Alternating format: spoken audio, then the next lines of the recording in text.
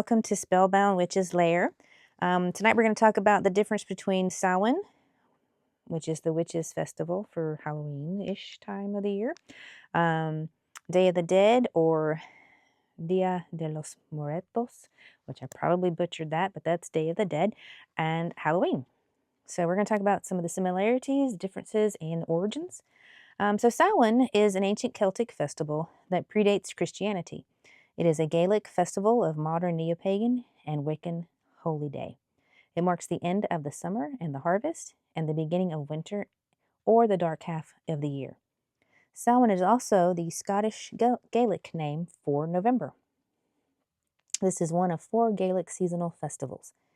Historically, Samhain was observed throughout Ireland, Scotland, and the Isle of Man, and some parts of Wales. Some of the Neolithic passage tombs in Great Britain and Ireland are lined with the sunrise at the time of Samhain, and it is mentioned in the earliest Irish literature from the 9th century. In these ancient times, burial mounds would be opened and believed to be portals to the other world. Samhain at this time in history was associated with bonfires, great celebrations, community feast, and sacrifice. The souls of the deceased were believed to revisit their families seeking hospitality, and some families would set a place at the table for them during a meal. It is a time of reflection on your morality, honoring ancestors, and communing with the spirit world. It is around November 1 and involves rituals to honor the dead and can include a community feast, reflections, and introspects for the dark winter months ahead. Some traditions see Samhain as the witches' new year and celebrate it with harvest feasts, themes of death and rebirth.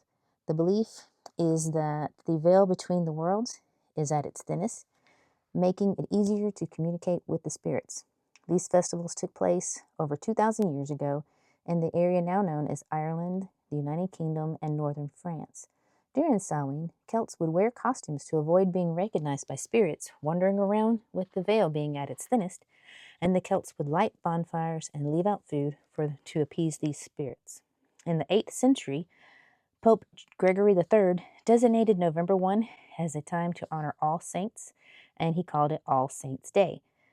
And the evening before, October 31st, was to be called All Hallows' Eve. Over time, the name was shortened to Halloween. Halloween originated from the Samhain, which was brought to the United States by the colonists. And over time, it blended with other traditions and evolved into the holiday of parties, ghost stories, wearing costumes, and going door to door for food or money, which eventually became trick-or-treating for candy.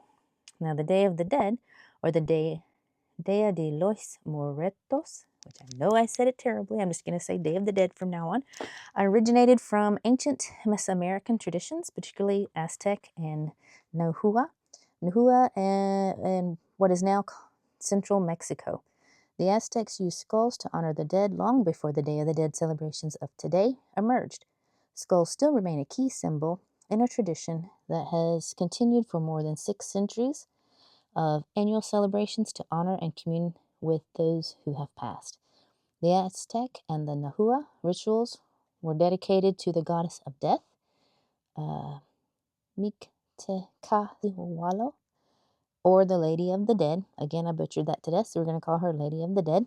These indigenous cultures believed death was a natural part of life and held month-long festivals to honor their deceased loved ones by making offerings and believing the dead maintain a connection to the living. And these rituals would keep a good reciprocal relationship between the living and the dead.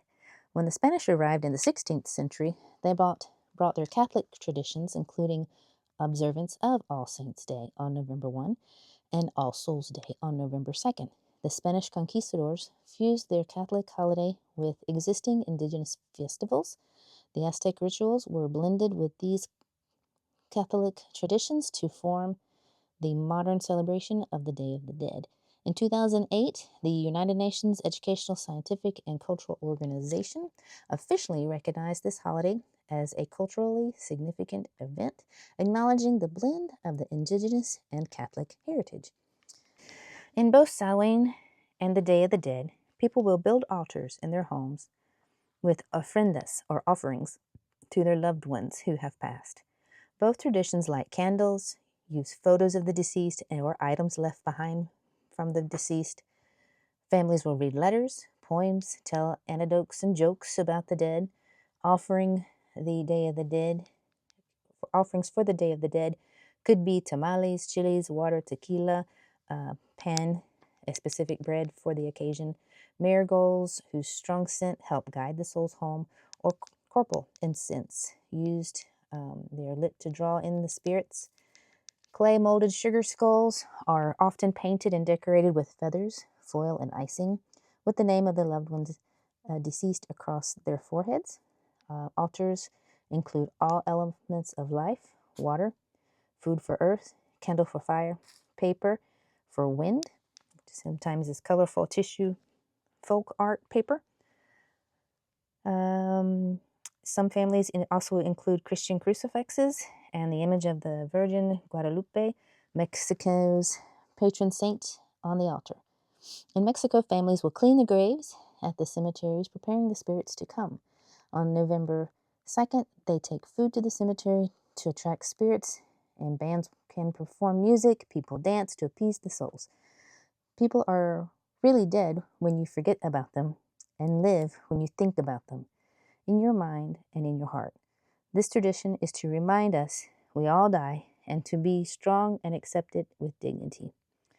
For Samhain, offerings could be anything from what the deceased left behind to help draw them back to their place, anything the deceased enjoyed in life, such as smoke, alcohol, drinks, favorite foods, books, perfumes, flowers, music, water, candles, incense, with all the elements being presented, but definitely not necessary. And with that, I will show you my altar, which you've been looking at this whole time, but I do not have the pictures of any of my ancestors because there are far too many. But thank you, and blessed be, and I hope you have a safe and wonderful holiday season.